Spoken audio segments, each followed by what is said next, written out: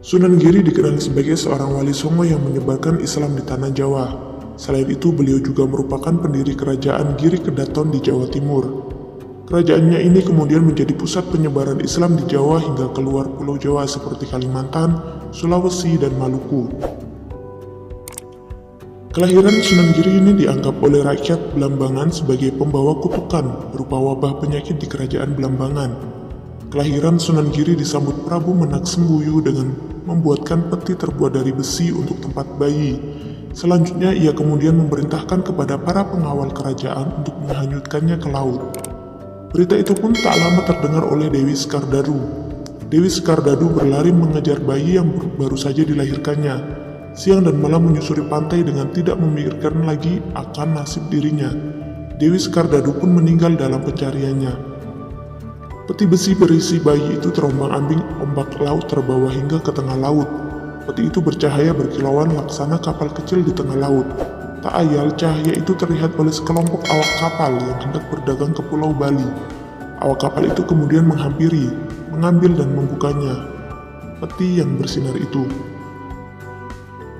Awak kapal terkejut setelah tahu bahwa isi dari peti itu adalah bayi laki-laki yang molek dan bercahaya. Awak kapal pun memutar haluan kembali pulang ke Gersik untuk memberikan temuannya itu kepada Nyai Gede Pinati, seorang saudagar perempuan di Gersik sebagai pemilik kapal. Nyai Gede Pinati keheranan dan sangat menyukai bayi itu dan mengangkatnya sebagai anak dengan memberikan nama Joko Samudro. Saat mulai remaja di usianya yang 12 tahun, Joko Samudro dibawa ibunya ke Surabaya untuk berguru ilmu agama kepada Raden Rahmat atau Sunan Ampel atas permintaannya sendiri. Tak berapa lama setelah mengajarnya, Sunan Ampel mengetahui identitas sebenarnya dari murid kesayangannya itu.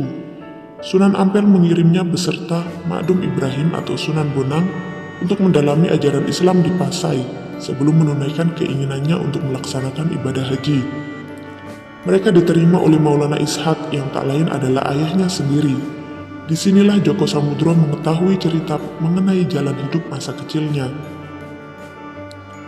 Setelah 3 tahun berguru kepada ayahnya, Raden Paku atau lebih dikenal dengan Raden Ainul Yakin diperintahkan gurunya yang tak lain adalah ayahnya sendiri untuk kembali ke Jawa untuk mengembangkan ajaran Islam di tanah Jawa.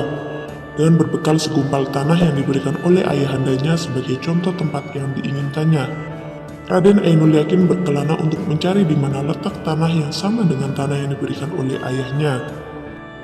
Mendirikan pesantren dan kerajaan Giri perbukitan, itulah yang kemudian ditempati untuk mendirikan sebuah pesantren Giri di sebuah perbukitan di desa Sidomukti, Kebomas, Gersik pada tahun Saka Nuju, tahun Jawi Sinong Milir 1403 Saka. Pesantren ini merupakan pondok pesantren pertama yang ada di kota Gersik. Dalam bahasa Jawa, Giri berarti gunung. Sejak itulah ia dikenal masyarakat dengan sebutan Sunan Giri. Dalam sejarahnya, Sunan Giri menikah dengan putri Sunan Ampel yang bernama Dewi Murtasia. Pesantren Giri terkenal sebagai salah satu pusat penyebaran agama Islam di Jawa. Pengaruh pesantren ini sampai ke Madura, Lombok, Kalimantan, Sulawesi, dan Maluku. Pengaruh pesantren Giri terus berkembang sampai menjadi kerajaan yang disebut Giri. Kerajaan Giri Kedaton menguasai daerah Gersik dan sekitarnya selama beberapa generasi sampai akhirnya ditumbangkan oleh Sultan Agung. Terdapat beberapa karya seni tradisional Jawa yang sering dianggap berhubungan dengan Sunan Giri. Di antaranya adalah permainan-permainan anak seperti jelungan, jor, gula ganti, lir-ilir, dan cublak suweng, serta beberapa gending seperti asmaradana dan pucung.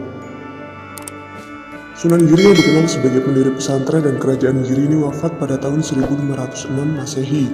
Beliau kemudian dimakamkan di Dusun Giri Gajah, Desa Giri, Kecamatan Kebomas, Gersik, Jawa Timur. Lokasi makam Sunan Giri berjarak 4 km dari pusat kota Gersik.